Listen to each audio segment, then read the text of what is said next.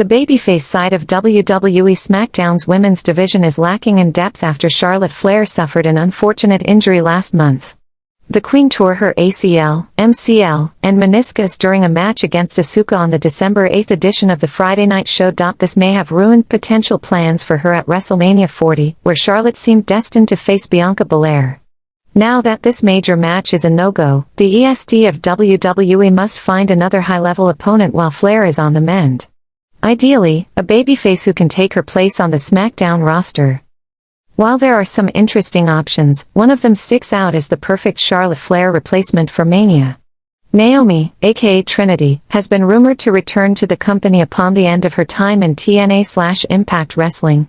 Jimmy Uso's wife could return in the Women's Royal Rumble match and face Belair at WrestleMania 40. It would shine a well-deserved spotlight on the former SmackDown Women's Champion, who wasn't used in the best way in her previous run in WWE. Naomi left the company in mid-2022 alongside Sasha Banks, aka Mercedes Moné. Hopefully, her impending return will be handled much better than her departure, whether or not it begins with a feud against Bianca Belair. Could she possibly turn heel after a few months and join her husband in the bloodline?